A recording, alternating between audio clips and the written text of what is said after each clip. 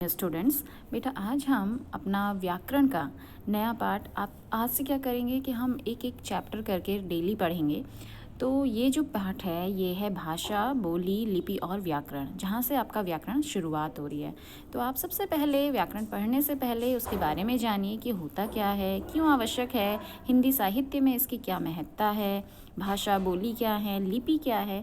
तो इन सब के बारे में एक एक करके हम देखते हैं। तो भाषा क्या है, जैसा कि आप देखते आ रहे हैं, पढ़ते आ रहे हैं, हम जो बातचीत कर रहे हैं, आप मेरी बातों को समझ रहे हैं, आप अपनी बातों को मुझे प्रेषित करते हैं, तो ये किसके माध्यम से कर रहे हैं? भाषा के माध्यम से। अब चाहे वो हिंदी हो, अंग्रेज़ी हो, उर्दू हो, बहुत सारी भाषाएं हैं हमारे देश में। हमारे संविधान में 22 भाषाओं को मान्यता मिली है। तो बहुत सारी भाषाएं हैं। हम हिंदी के बारे में पढ़ रहे हैं तो हिंदी के बारे में जान लेते हैं। बेटा भाषा जो है क्या हुआ, इसका अगर आप सामान्य से अर्थ में अगर बताना चाहें तो आप ये कहेंगे कि भाषा वह माध्यम है जिसके द्वारा हम अपने विचारों को प्रकट करते हैं और दूसरों के विचारों को ग्रहण करते हैं। ठीक है। अब अगर आपसे पूछा जाए कि भाषा की सबसे छोटी इकाई क्या होती है, तो बेटा भाषा की सबसे छोटी इकाई आपने जो पढ़ा है अभी तक वो वर्ण बोलते हैं। आप कहते हैं कि वर्णों से मिलकर ही शब्द बनते हैं, शब्दों को मिलाकर वाक्य बनते हैं और वाक्यों से भाषा का निर्माण होता है। तो बेटा वर्ण जो है, वर्ण भाषा का लिखित रूप है। ठीक है, वर्ण जो है भाषा का लिखित रूप है। ठीक है, वो सबसे छोटी इकाई है, लेकिन अगर मौखिक रूप से पूछें, जैसे हम बोलते हैं कि क, मैं आपको समझाती हूँ कैसे। देखिए, अगर मैंने आपसे बोला क, तो ये मैंने लिख दिया, ये लिखने के बाद ये वर्ण हो गया। लेकिन अगर मैंने इसका उच्चारण नहीं किया, सिर्फ क बोला, मौखिक रूप से क बोला, तो ये आपका क्या कहलाएगा? स्वनिम। क्या कहलाएगा? स्वनिम। ठीक है, तो इसको ध्वनि भी कहते हैं और स्वनिम भी कहते हैं। तो जो मूल में होता है वो ध्वनि होता है। ठीक है, तो जो मूल में है वो ध्वनि है। मतलब अगर मौखिक रूप से पूछा जाए कि भाषा की सबसे छोटी इकाई क्या कौन सी है, तो वो स्वनिम कहलाएगी। स्वनिम। यहाँ पे स्पेस नहीं है तो आप समझ जाना, स्वनिम या फिर ध्वनि। ध्वनि कहेंगे या स्वनिम कहेंगे। लेकिन अगर आपसे कहा जाए कि लिखित रूप में भाषा की सबसे छोटी इकाई कौन सी है, तो वो वर्ण है। ठीक है, अब जैसे ये क मैंने लिख दिया है, लिख दिया है, तो ये आपका क्या कहलाएगा? वर्ण। ठीक, तो अब आप समझिए कि भाषा क्या है।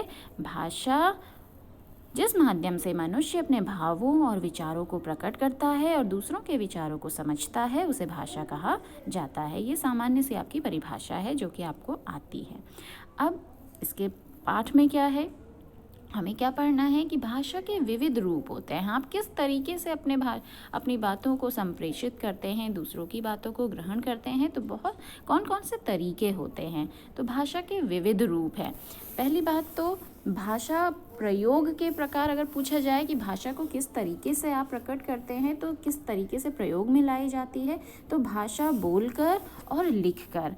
भाषा कैसे? बोलकर और लिखकर प्रकट की जाती है।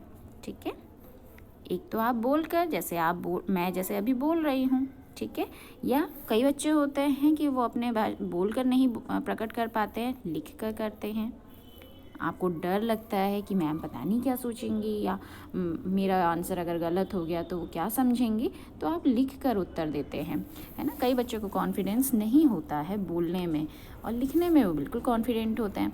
तो अपनी बातों को तो आप प्रेषित कर रहे हैं ना, पहुंचा तो रहे हैं, चाहे वो बोलकर करें चाहे लिख कर करें। तो भाषा प्रयोग के प्रकार अगर हैं, तो भाषा मुख्यतः दो प्रकार से प्रयोग में लाई जाती है, एक बोलकर और लिखकर। बोलकर जिसको हम कहेंगे मौखिक रूप, और लिखकर मतलब लिखित रूप।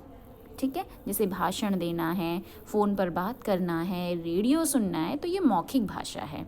और लिखित भाषा में क्या आ जाएगा, जैसे निबंध लिखते हैं आप, पत्र लिखते हैं, प्रतिवेदन है, संवाद लेखन है, सार लेखन है, ये इस कैटेगरी में आते हैं। ठीक है, इस कोटि में आते हैं। अब भाषा लिखने के साथ साथ क्या होता है ना, आजकल कंप्यूटर, लैपटॉप आदि पर उंगलियों के माध्यम से टाइपिंग की जा रही है, टंकित की जा रही है। तो लिखकर और पढ़कर, ध्यान से समझिएगा, लिखकर और पढ़कर विचारों के आदान प्रदान को, अभी बताती हूँ मैं आपको, लिखकर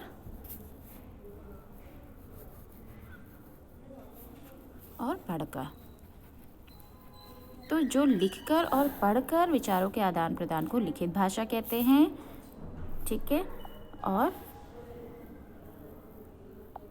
दूसरा हो गया बोलकर और सुनकर विचारों के आदान प्रदान को मौखिक भाषा कहा जाता है। तो इतना आपको समझ में आ गया। अब भाषा के जो विविध रूप हैं उनको देखिए। सबसे पहला है संपर्क भाषा, ठीक है, संपर्क भाषा। अब संपर्क भाषा होती क्या है? संपर्क भाषा भारत के जनसाधारण मतलब जो हम लोग हैं विभिन्न भाषा भाषियों के व्यवहार की भाषा को संपर्क भाषा। संपर्क का मतलब एक दूसरे से कांटेक्ट करना है ना, कांटेक्ट करना आप इंग्लिश में कहेंगे, जिसको हम हिंदी में संपर्क कहते हैं।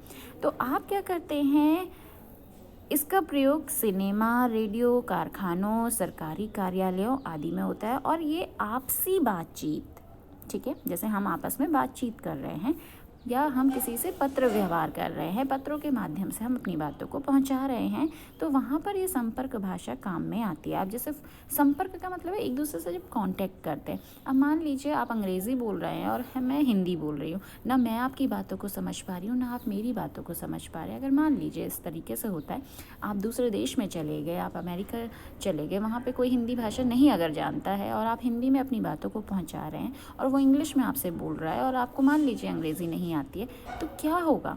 वो संपर्क भाषा है? नहीं है। वो संपर्क भाषा क्यों नहीं है? क्योंकि आप उससे संपर्क कर ही नहीं पा रहे हैं। तो संपर्क भाषा क्या होती है? जहाँ पर जो देश के प्रत्येक कोने में समझी और बोली जाती है, जिसके माध्यम से आप संपर्क करते हैं, वो किसी वर्ग विशेष की भाषा नहीं होती है और ना इसका क्षेत्र छोटा होता है और ऐसा भी नहीं कि सिर्फ एक सीमित क्षेत्र में बोली जा रही है। इसका प्रयोग पूरे भारत में किया जाता है। यहाँ पे भारत कहा गया है, आप कहीं पर भी दूसरे देश में बात की जा रही है तो दूसरे देश की जो भाषा है, जो संपर्क भाषा है, जिसको अधिकाधिक लोग बोलते हैं, तो वो आपका क्या हो जाएगा? संपर्क भाषा।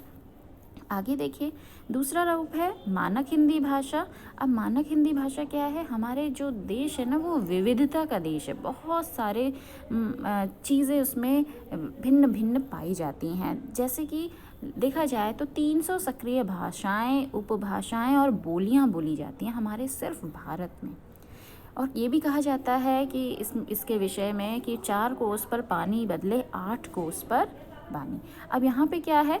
4 कोस पर मतलब थोड़ी ही दूरी पे अगर आप जाएंगे, एक राज्य से दूसरे राज्य में जाएंगे, तो वहाँ पे पानी का बदलाव तो होता ही है। 8 कोस पर बानी और 8 कोस पर क्या होता है? वाणी भी बदल जाती है, आपकी बोली भी बदल जाती है। थोड़ी ही दूरी पर क्षेत्र का प्रभाव होता है। आप मान लीजिए उत्तराखंड में ही रहते हैं। उत्तराखंड में हमारे कितने राज्य हैं, तो हर एक राज्य की थोड़ी सी अलग सा आपको भिन्नता दिखाई देगी। भले ही कुमाऊनी अगढ़वाली बोली जाती है, लेकिन कुमाऊनी में भी जो पिथौरागढ़ के जो कुमाऊनी हैं, अल्मोड़ा की जो कुमाऊनी है, उन्हीं में भिन्नता आ जाएगी। उन्हीं की भाषाओं में कुछ आपको भिन्नता लगेगी, कुछ अलग सा लगेगा। तो यहाँ पर कहा गया है कि भिन्नता पाई जाती है ना, तो ये भिन्नता को कम करने के लिए मानक भाषा का प्रयोग किया जाता है। कहा जाता है कि यहाँ पे अनेक प्रचलित रूपों के स्थान पर एक ही रूप को निर्धारण कर देना भाषा या वर्तनी का मानक कहलाता है। मानक क्या है? यहाँ पर एक रूपता लाने के लिए कि आप भी उसको समझें, दूसरा भी उसी को समझे और तीसरा भी उसी चीज़ को मान्यता दे, मानक भाषा के उसमें आता है। इसको अंग्रेज़ी में स्टैंडर्ड हिंदी कहा जाता है, ठीक है। अब ये मानकीकरण हुआ। जैसे पहले के समय में क्या होता था, हड्डियाँ ऐसे लिखते थे,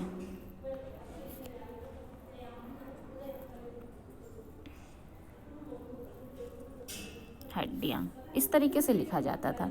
तो अब इसको नहीं मान्यता मिलती है, अब इसको नहीं माना जाता है। और जैसे आपने देखा था विद्यालय इस तरीके से लिया जाता था, पहले ऐसे लिखा जाता था, ठीक है। लेकिन अब इसको नहीं माना जाता है। अब क्या कहा जाता है कि ये गलत है। अब कैसे लिखा जाता है? अब मानक भाषा में किसको मान्यता मिली है? इसको। जो आप द्य लिखते थे, अब इसको अलग कर दिया है द और य में, ठीक है। तो इस तरीके से ये मानक भाषा है कि सब इसी तरीके से लिखे। अब जैसे दीजिए, मैं अब एक चीज़ और उदाहरण आपको देती हूँ। पहले पहले दीजिए इस तरीके से लिखते थे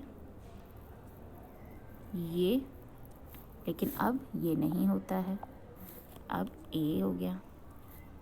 मैं एक चीज़ आपको और बताना चाहती हूँ कि जहाँ पर भी जिन भी शब्दों के उच्चारण में जहाँ पर भी अंतिम जो आपका वर्ण होगा, अंतिम वर्ण अगर स्वर का आपका ध्वनि आ रही है, स्वर की ध्वनि आ रही है, तो वहाँ पे आप स्वर का ही प्रयोग करेंगे, व्यंजन का नहीं। जैसे मैंने बोला दीजिए, तो दीजिए ए बोला ना, तो इसलिए हम क्या लिखेंगे ए। अगर मैंने आपसे कहा कि लिखिए, तो आप लिखिए, ए की ध्वनि आ रही है ना, लिखिए। अगर मैंने आपसे कहा गए, तो आप गए इस तरीके से नहीं लिखेंगे, गए में ए की ध्वनि आ रही है तो आप लिखेंगे गए। अब मानक भाषा में इसको मान्यता मिल गई है, तो इस तरीके से ये होती है मानक भाषा।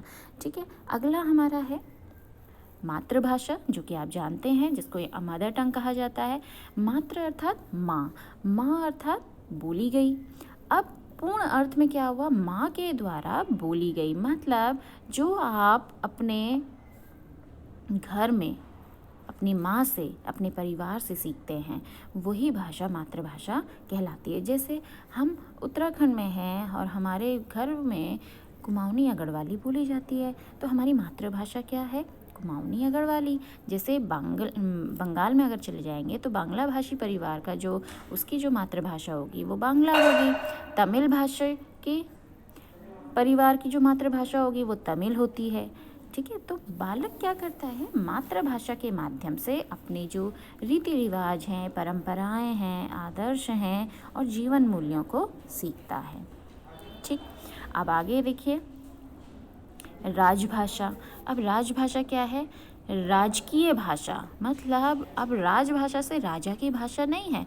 राजभाषा का अर्थ है हमारे सरकारी कामकाज में, हमारे राजकीय कार्यालयों में जो प्रयुक्त होती है भाषा, वो हमारी राजभाषा कहलाती है। अब हमारे संविधान में क्या हुआ था, 14 सितंबर 1949 को देवनागरी लिपि में लिखित हिंदी को केंद्र की राजभाषा का दर्जा दिया गया था। अब जिन प्रांतों में हिंदी नहीं समझी जाती है, वहाँ हिंदी के पत्रों के साथ अंग्रेज़ी में उनका अनुवाद भेजा जाता है, लेकिन हिंदी का प्रयोग अवश्य होता है। राजभाषा का सामान्य अर्थ ये जान लीजिए, जो सरकारी कार्यालय हैं, जितने भी हमारे गवर्नमेंट डिपार्टमेंट हैं, वहाँ पर जिस भाषा में जिस भाषा के माध्यम से कार्य होता है, वो हमारी राजभाषा कहलाती है। तो हिंदी में क्या होता है, प्रयोग होता है। ठीक है, तो इसलिए हिंदी हमारी क्या है, राजभाषा है। क्लियर हो गया। आगे है राष्ट्रभाषा। अब राष्ट्रभाषा क्या होती है, ज़रूरी नहीं है हम इसकी बात करें, मतलब हम सिर्फ हिंदी की बात करें, हम अपने भारत देश की बात करें। हम ये बता रहे हैं राष्ट्र में, चाहे वो कोई भी राष्ट्र हो, ठीक है, चाहे वो ब्रिटेन हो, चाहे अमेरिका हो, चाहे चाइना हो, कोई सा भी अगर राष्ट्र है, उस राष्ट्र में अधिकाधिक लोगों के द्वारा, मतलब ज़्यादातर लोगों के द्वारा जो बोली जाती है भाषा, वो राष्ट्रभाषा कहलाती है। अब अगर हम भारत के बारे में बात करें, तो भारत के संदर्भ में देखा जाए तो हिंदी का प्रचलन जो है उत्तर भारत से लेकर दक्षिण तक, पूर्व से पश्चिम तक निसंदेह रूप से होता है। तो क्या हो गया, हिंदी हमारी क्या कहलाएगी, हिंदी भारत की राष्ट्रभाषा होनी चाहिए, लेकिन अभी भी उसको क्या हुआ, मान्यता नहीं मिली है। क्यों? क्योंकि कई लोगों का मानना है कि अंग्रेज़ी और हिंदी दोनों का हम अधिकाधिक प्रयोग करते हैं, इसीलिए वो दोनों के उसमें अभी मझधार में हैं। लेकिन अगर हम सामान्य अर्थों में कहें तो हिंदी ही हमारी राष्ट्रभाषा है। ठीक, अब हमारे संविधान में कई भाषाओं को, जैसे मैंने आपको स्टार्टिंग में बताया था कि 22 भाषाओं को मान्यता मिली है। तो वो 22 भाषाएं कौन कौन सी हैं, देखिए, असमिया, बांग्ला, बोडी, डोगरी, गुजराती, हिंदी, कन्नड़, कश्मीरी, कोंकणी, मैथिली, मलयालम, मणिपुरी, मराठी, नेपाली, उड़िया को ओडिया भी कहते हैं, पंजाबी, संस्कृत, संथाली, सिवी, तमिल, तेलुगु और उर्दू। अब आपको क्या करना है, ये जितने भी मैंने आपको भाषाएं बताई हैं, 22 भाषाएं, आपको इनके राज्य ढूंढने हैं। ठीक है, कि कौन से राज्य में कौन सी भाषा बोली जाती है। क्लियर है, ये आपका टास्क है, ये आपको ढूंढना है। इससे क्या होगा, आपको पता भी चलेगा और साथ ही साथ याद भी हो जाएगा। फिर है हमारा अब जो है बोली। अब इस चैप्टर में एक, जैसे आपने स्टार्टिंग में देखा था, हमारे चैप्टर का नाम ही था भाषा, बोली, लिपि और व्याकरण। तो भाषा के बारे में आप सब चीज़ जान गए हैं, छोटी से छोटी और बड़ी से बड़ी चीज़। बोली अब क्या होता है? बोली क्या होता है बेटा? भाषा का ही रूप होता है, भाषा का ही रूप होता है। लेकिन अगर आप अंतर करना चाहें तो बोली का जो क्षेत्र होता है वो सीमित होता है, एक क्षेत्र विशेष में बोली जाती है। जैसे अगर मैंने आपसे कहा कि क्षेत्र के आधार पर, जैसे रुकिए मैं आपको समझाती हूँ, यहाँ पर भाषा का ही रूप है लेकिन छोटा रूप है, और ये क्या करता है, एक क्षेत्र के बहुत से लोगों की भाषा को स्थानीय बोली कहा जाए। जैसे आप यहाँ पे उत्तराखंड में रहते हैं और यहाँ पे एक क्षेत्र में, मान लो हल्द्वानी शहर में, या कहीं पे भी आप पिथौरागढ़ में चले जाएं, अल्मोड़ा में चले जाएं, तो वहाँ पर जो एक क्षेत्र में ज़्यादा से ज़्यादा जो भाषा बोली जाती है वो बोली है। अब आप कहेंगे लखनऊ अगर आप चले जाते हैं, आप दिल्ली चले जाते हैं, उसी भाषा का प्रयोग करते हैं, तो ज़रूरी नहीं है कि उस भाषा को सब लोग जानें, सब लोग उसको पहचानें, उसको समझें। तो इसीलिए क्या होता है, भाषा क्या है? भाषा तो अधिकाधिक लोग द्वारा बोली जाती है, ज़्यादा से ज़्यादा लोग बोलते हैं। ठीक है, इसको मैं लिखती हूँ, अधिकाधिक, वहाँ जगह नहीं है, ये धौ में मात्रा नहीं लगती है, धौ के जगह पे यहाँ पे मतलब ऊपर से डंडा नहीं, ये इसको शिरोरेखा कहते हैं, तो शिरोरेखा नहीं पड़ती है। ठीक है, अभी ये बोला ना कि भाषा क्या होती है, अधिकाधिक लोगों द्वारा बोली जाती है। बोली क्या होती है, क्षेत्र विशेष में बोली जाती है। तो आप समझ गए हैं कि बोली और भाषा में क्या अंतर होता है। फिर है हमारा अब जो है व्याकरण। व्याकरण समझ लीजिए, हमें व्याकरण क्यों पढ़ना है, हम व्याकरण से क्या मतलब हमें फ़ायदा हो सकता है, क्या इम्पोर्टेंस है, क्या महत्ता है, हमारे साहित्य में क्या महत्ता है। अब देखिए बेटा, जब बालक जन्म लेता है, जब तो क्या वो शुद्ध वाक्य बोलता है? नहीं ना। आपने देखा कि स्टार्टिंग में वो तुतलाकर बोलता है, शुरुआत उसकी तुतलाहट से होती है, फिर धीरे धीरे वो वाक्यों का प्रयोग करता है। लेकिन क्या उसके वाक्य बिल्कुल व्याकरण के हिसाब से सही होते हैं? क्या वो ये बोलता है, अगर आपने उससे पूछा कि तुम्हें क्या चाहिए, तो क्या वो बोलता है कि मुझे दूध पीना है? वो सिर्फ दूध बोलता है, दूध है पीना मुझे, इस तरीके से वो वाक्य प्रयोग करता है। तो जहाँ पर आप ध्यान से समझिए कि व्याकरण हमें करता क्या है। व्याकरण हमें भाषा के शुद्ध रूप का ज्ञान कराता है। मतलब आपको वो बताएगा कि संज्ञा सर्वनाम का प्रयोग कहाँ करना है वाक्यों में, उसके बाद क्या आता है, क्रिया आती है, या उसके बाद क्या आता है। जैसे अंग्रेज़ी में भी है, आप क्या करते हैं, subject plus verb plus object, इस तरीके से आप फ्रेम करते हैं अपने सेंटेंसेस को। तो वैसे ही हिंदी में भी होता है बेटा, हिंदी में भी आप सबसे पहले संज्ञा सर्वनाम जो भी है उसका प्रयोग करते हैं, फिर उसके बाद आपका क्रिया आती है, इस तरीके से आप वाक्यों को बनाते हैं।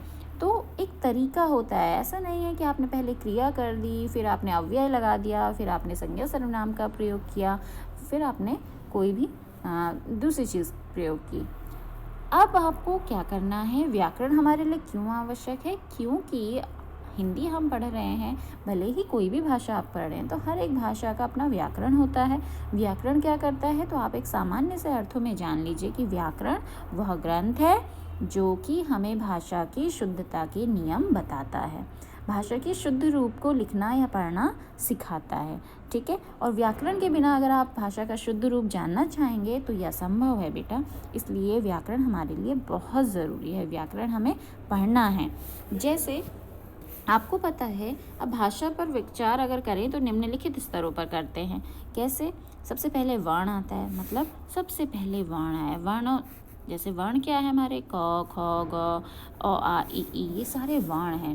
टोटल हमारे कितने वर्ण हैं आप जानते हैं? जानते होंगे। हमारे स्वर कितने हैं? 11 हैं। हमारे व्यंजन कितने हैं बताइए?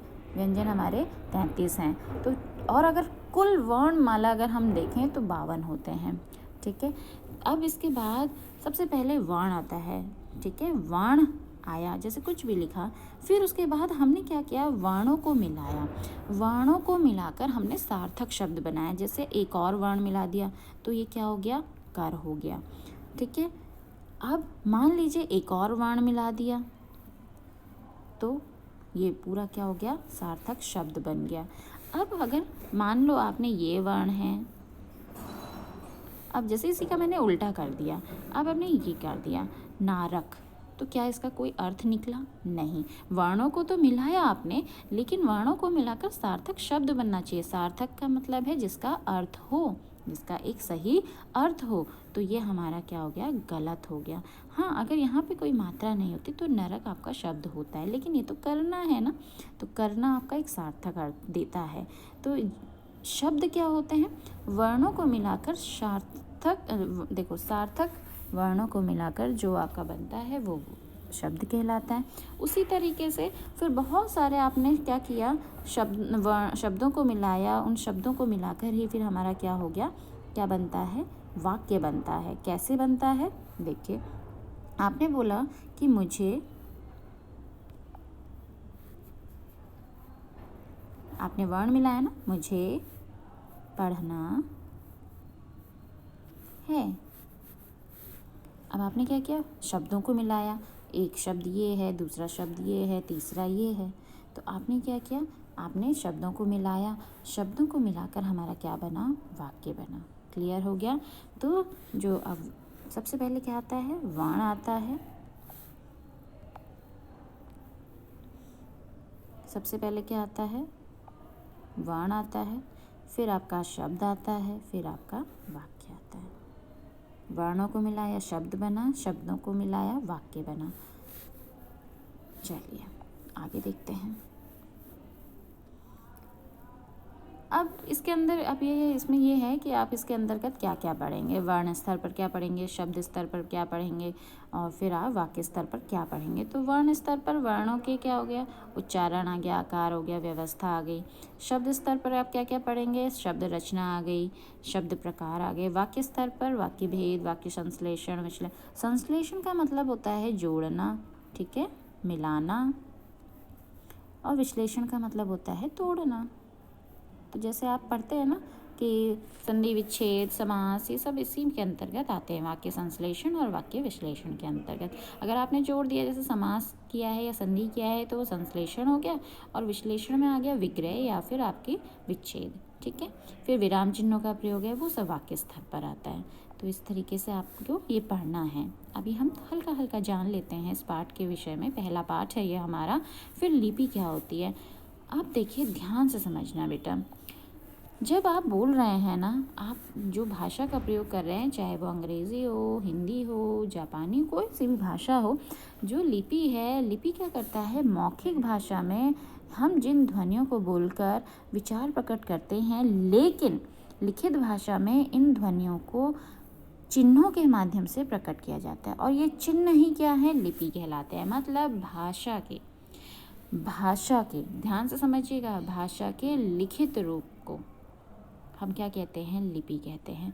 भाषा के लिखित रूप को जिसके माध्यम से हम प्रकट करते हैं, वो हमारा क्या कहलाता है, लिपि कहलाता है। इसको ध्यान रखिएगा। लिपि समझ गए ना।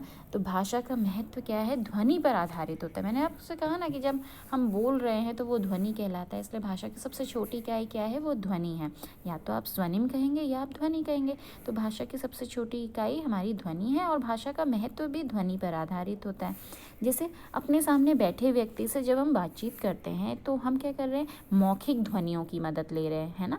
आप मेरे सामने हैं, आप इसको देख रहे हैं, तो मैं आपसे बातचीत जो कर रही हूँ वो मौखिक ध्वनियों के माध्यम से कर रही हूँ। लेकिन जब दूर बैठे व्यक्ति को हम अपने मनोभावों से परिचित कराना चाहते हैं, तो हम क्या करते हैं, उन्हीं मौखिक ध्वनियों को कुछ नियमों में बांधकर लेखनीबद्ध कर देते, जैसे पत्र के माध्यम से, या आप ईमेल कर रहे हैं तो आप उसको क्या कहेंगे, लिपि कहेंगे। तो भाषा के लिखित रूप को क्या कहते हैं, लिपि कहा जाता है। निश्चित चिन्हों के माध्यम से एक विशेष व्यवस्था में जिसको प्रस्तुत किया जाता है, वो क्या कहलाता है, लिपि। तो लिखने की विधि, किसी भी भाषा के लिखने की विधि को क्या कहते हैं, लिपि कहा जाता है। क्लियर हो गया। अब जैसे हर एक भाषा, अब जाहिर सी बात है कि हर एक भाषा को तो एक ही तरीके से नहीं लिखा जाता, तो हर भाषा को लिखने की अपने अपने क्या होते हैं, लिपि होती हैं। जैसे हिंदी की क्या है, देवनागरी लिपि है, ठीक है। अंग्रेज़ी की क्या है, बताइए ज़रा, आपको पता होगा, रोमन है। फ्रेंच की भी रोमन है, पंजाबी भाषा की क्या है, गुरुमुखी है। उर्दू की क्या है, फारसी है। मराठी भाषा की भी क्या है, देवनागरी है। ठीक है। नेपाली की क्या है, उसकी भी देवनागरी है। जापानी की क्या है, हांजी है। हांजी बताती हूँ मैं, लिख के, हांजी है। ठीक है। चीनी भाषा की क्या है, चाइना की भाषा की जो लिपि है वो क्या है, कना बोलते हैं, कना, या फिर आप इसको कांजी बोल सकते हैं, कांजी, कांजी, ये चाइना की है। ठीक है। सिंहली भाषा की क्या है, अबूगीडा, अबूगीडा,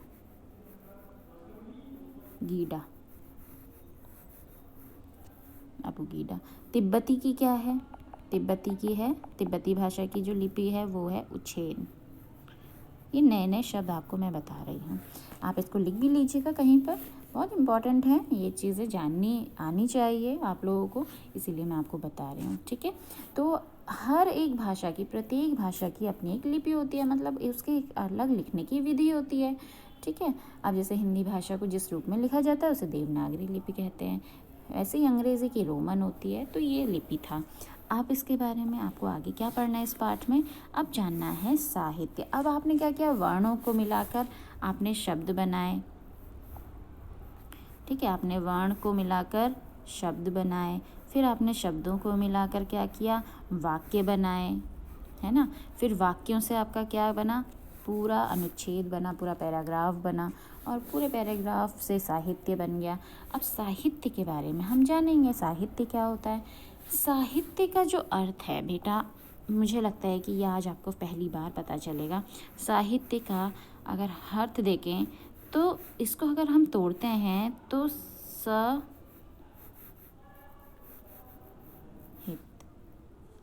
ठीक है, या स का मतलब है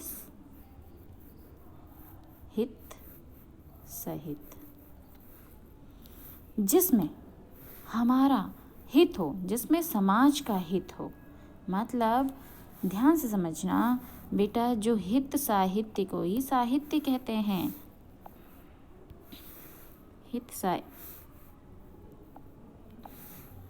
सहित साहित्य, उसको हम साहित्य कहते हैं। कहने का मतलब है हमारा साहित्य, जो भी हमारा लिटरेचर है, चाहे वो अंग्रेज़ी का हो चाहे हिंदी का हो, आपने जो भी स्टोरीज़ पढ़ी हैं उस स्टोरीज़ में आपने क्या देखा है, उससे आपको कुछ ना कुछ नैतिक शिक्षा मिलती है, कुछ आपके मॉरल वैल्यूज़ जागते हैं, उसमें कुछ ना कुछ आपको संदेश दिया होता है। तो वो संदेश क्यों दे रहे हैं, वो चीज़ें क्यों वहाँ पे प्रकट की गई हैं, क्योंकि जो भी समाज में हमारे घटित हो रहा है, जो भी देश काल परिस्थिति में होता है, देश काल परिस्थिति ये बहुत इम्पॉर्टेंट होता है बेटा किसी भी साहित्य रचना के लिए। देश काल परिस्थिति के आधार पर हमारे साहित्य का निर्माण होता है, साहित्य की रचना की जाती है, ताकि उस समाज में किस चीज़ की आवश्यकता है, किस चीज़ को बदलने की आवश्यकता है, कौन से रूढ़िवादिता है, कौन से आपके जो आपके परंपरागत ऐसे वैल्यूज़ जिसको समाज आज तक मान रहा था लेकिन वो हित में नहीं है, हमारे समाज के हित में नहीं है, उसको परिवर्तन की आवश्यकता है। देखो परिवर्तन ही प्रकृति का नियम है, तो परिवर्तन करना बहुत आवश्यक है। अगर आप ये कहेंगे नहीं हमारे पुराने समय से चला आ रहा है और हमारे समाज के लिए वो बिल्कुल भी इम्पॉर्टेंट ना हो, बिल्कुल भी महत्वपूर्ण ना हो, तो उसको त्यागना ही क्या है, समझदारी है। तो साहित्य क्या करता है, साहित्य हमें उन सब चीज़ों से अवगत कराता है। हमारा लिटरेचर क्या करता है, वो अवगत कराता है। हमारे लेखक जो हैं वो क्या करते हैं, हमारे समाज में, हमारी परिस्थिति, हमारे बगल में, हमारे पड़ोस में जो चीज़ भी घटित होता है उसको अपने कलम के माध्यम से हमारे सामने प्रस्तुत करते हैं। फिर हम उसको अपने साथ जुड़ा हुआ महसूस करते हैं, उस कहानी को अपने साथ हम जुड़ा हुआ महसूस करते हैं और जानते हैं कि यहाँ पर क्या चीज़ की आवश्यकता है। तो ये चीज़ आपको पता होनी चाहिए कि साहित्य क्या है। साहित्य आपका हित सहित साहित्य है जिसमें समाज का हित हो, तो ये आपको बहुत अच्छे से जानना है। अब साहित्य के भी तो दो प्रकार होते हैं ना, जो लेखक है या जो कवि है वो क्या करता है, अपनी बातों को किसके माध्यम से बताता है, गद्य या पद्य के माध्यम से। अब गद्य क्या है, पद्य क्या है, गद्य को आप प्रोज कहते हैं, पद्य को आप पोइट्री इंग्लिश में कहते हैं। अब देखिए गद्य साहित्य में यहाँ पे क्या होता है, इसमें लेखक जो है अपने भावों और विचारों को व्यवस्थित भाषा और रचनात्मक प्रक्रिया द्वारा व्यक्त करता है। जो भी आपका क्या है, कहानी है, आपका कथा है, आपका पत्र है, निबंध है, अनुच्छेद है, उपन्यास है, जीवनी है, रेखा चित्र है, नाटक है, ये सारी चीज़ें हैं वो क्या हैं, ये आपके गद्य के अंतर्गत आएंगी। किसके अंतर्गत आएंगी? गद्य के अंतर्गत। मतलब जहाँ पर भी आप कहानी के तौर पे किसी बात को जानेंगे, जहाँ पे आपका बहुत सारी चीज़ें वहाँ पे एक दूसरे से जुड़ी हुई होंगी, तो वो आपका क्या होता है, गद्य साहित्य। अब आपका क्या है, पद्य साहित्य। जहाँ पर भी कविता के माध्यम से, कम शब्दों के माध्यम से बड़ी बात की जा रही है, तो वो आपका क्या हो जाएगा, पद्य साहित्य। इसमें क्या क्या आता है आप जानते हैं? जैसे ये था आपका कुछ कविता है, रहीमन धागा प्रेम का मत तोड़ो चटकाए, टूटते फिर न जुड़े जुड़े गांठ पड़ी जाए। मतलब वो कहते हैं कि प्रेम का जो धागा है उसको मत तोड़िए, मतलब किसी से भी वैर भाव मत रखो, क्योंकि अगर वो एक बार टूट गया तो फिर वो दोबारा से जुड़ता नहीं है, और अगर उसको जोड़ भी दिया तो गांठ अवश्य पड़ जाती है। मतलब उसके मन में वो बात अवश्य रहेगी। जैसे आपके साथ भी होता है, अगर आपका कोई बेस्ट फ्रेंड है, आप क्या करते हैं, आप उसको बहुत मानते हैं, बहुत प्रेम करते हैं, बहुत अच्छे से उसके भावों को समझते हैं, लेकिन अगर कभी कोई गलतफहमी हो जाए या आपके मन में मतलब या उसके मन में आपके प्रति कोई बुरे भाव आ जाएं और उसने कोई गलत बात कह दी, तो आपका मन क्या करता है, उचट जाता है। आप उससे फिर ईर्ष्या करने लगते हैं, या आप उससे गुस्सा हो जाते हैं, क्रोधित हो जाते हैं। और अगर मान लो दोस्ती हो भी जाए, दोस्ती होने के बाद भी वो बात आपके मन में अवश्य रहती है ना। तो वही चीज़ है यहाँ पे रहीम जी, ये रहीमदास जी का दोहा है। वो कहते हैं कि जो प्रेम का धागा है उसको मत तोड़ो, अगर वो टूट गया तो फिर नहीं जुड़ता, और अगर जोड़ भी दिया तो गांठ अवश्य उसमें पड़ जाती है। तो अब क्या किया, देखो बहुत गहरी बात को उन्होंने दोहे के माध्यम से हमें रखी, तो समाज में वो चीज़ें देखी तभी तो उन्होंने व्यक्त किया ना। तो वैसे ही पद्य में कौन कौन सी बाकी चीज़ें आती हैं इसको भी जान लीजिए। पद्य में दोहा आता है, कुंडली आता है, कविता आता है, सवैया है, पद, सोठा, छंदबद्ध कविता या छंद युक्त कविता। ठीक है, कविताओं के माध्यम से या कुंडली के माध्यम से कविता, ये बेटा ये सारे क्या हैं, ये आपके छंद हैं। ठीक, तो आपने जान लिया, आज आपने बहुत सारी चीज़ें पढ़ी। आपने इसमें ये क्या क्या पढ़ा, आपने भाषा पढ़ा, ठीक है, भाषा के विविध रूप पढ़े, भाषा के प्रकार पढ़े, लिखित और मौखिक होता है, सांकेतिक भाषा भी होता है बेटा। जैसे पहले के समय में संकेतों के माध्यम से अपनी बातों को प्रेषित किया जाता था, समझाया जाता था। जैसे आदिवासी थे तो वो तो बोलना नहीं जानते थे, लिखना भी नहीं जानते थे, तो संकेतों के माध्यम से वो अपनी बातों को पहुँचाते थे, तो सांकेतिक भाषा भी होता है।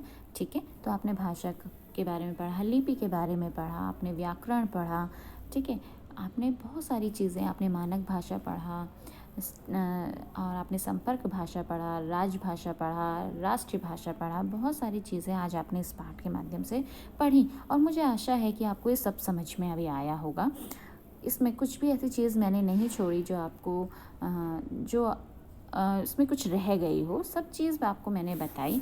अब आपको करना क्या है बेटा, ये आपका होमवर्क है। एक होमवर्क तो मैंने आपको दिया था ना, जो 22 भाषाएं हमारे देश में मान्यता जो प्राप्त हैं उनके बारे में आपको लिखना है कि कौन सी भाषा कहाँ पे बोली जाती है। ठीक है, ये एक आपका टास्क है, और एक टास्क आपका ये भी है, आप इसका स्क्रीनशॉट ले लीजिएगा। ठीक है, इसके स्क्रीनशॉट लेने के बाद आप इस प्रश्नों को कॉपी में करेंगे और फिर बताएंगे। देखो, इस वीडियो की मदद से आपने निम्न प्रश्नों के उत्तर देने हैं। पहला प्रश्न क्या है, किन्हीं 2 राज्यों के नाम लिखने हैं जिनकी भाषा हिंदी है। तो बहुत आसान से, और इस वीडियो में ही आपको सारे आंसर्स मिल जाएंगे। पहला प्रश्न हो गया, गुरुमुखी और रोमन लिपियों में लिखी जाने वाली एक एक भाषा का नाम लिखिए। ये भी आपको आता है, मैंने अभी बताया था, इस वीडियो में ही इसका आंसर मिलेगा। फिर है, वैदिक भाषा से हिंदी तक की यात्रा में मुख्य पड़ाव कौन कौन से हैं। मतलब हमारी हिंदी भाषा में कौन कौन से चेंजेस आए। वैदिक भाषा, वैदिक में मतलब संस्कृत। मैंने आपसे ये कहा ना कि जो हिंदी है, हिंदी कहाँ से उसका जन्म हुआ है, संस्कृत से हुआ है। ठीक है, संस्कृत से हुआ है। फिर संस्कृत से वो आई हमारी हिंदी में। तो अगर संस्कृत को अगर देखा जाए तो वो तो जननी है, हिंदी की जननी है, माँ है। संस्कृत से ही हिंदी का जन्म हुआ है। तो ये आपको कौन कौन से उसको मुख्य पड़ाव उसके आए, कैसे कैसे चेंजेस आए, तो वो सब आपको लिखना है।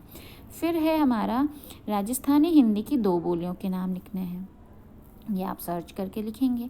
दक्षिण भारत में प्रयुक्त होने वाली किन्हीं 2 भाषाओं के नाम लिखने हैं साउथ इंडिया में, ठीक। व्याकरण का भाषा के साथ क्या संबंध है, क्यों इम्पोर्टेंस है, भाषा से क्या मतलब है, क्यों जुड़ा हुआ है, ये बताएंगे। पश्चिमी हिंदी की किन्हीं 2 बोलियों के नाम लिखें।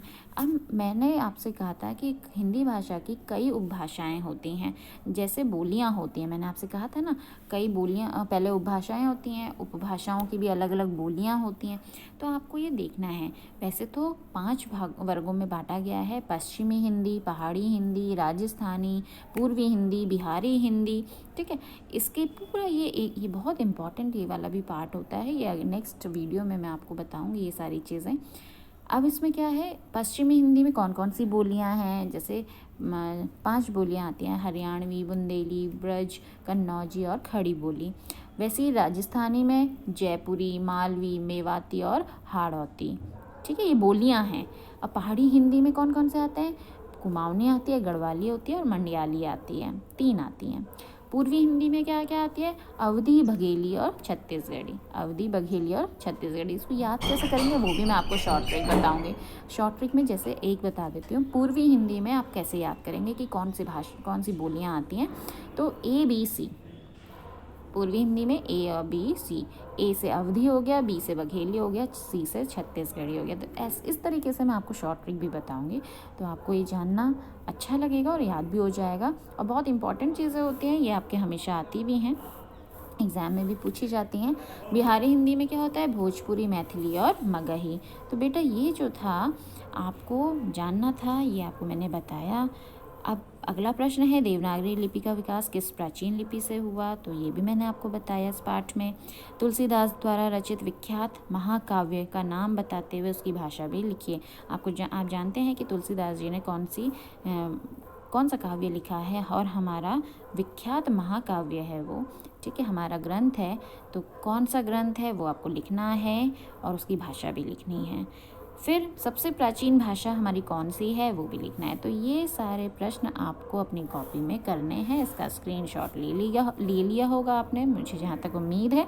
इसको करके आप मुझे देंगे, और जो भी इसमें अगर आपको ऐसा लगता है कि मैम हमें ये समझ में नहीं आया है, तो अवश्य पूछिएगा, बेहिचक पूछिएगा, ठीक है बेटा। तो ये हमारा पार्ट कंप्लीट हुआ, आपको समझ में आया। Thank you so much.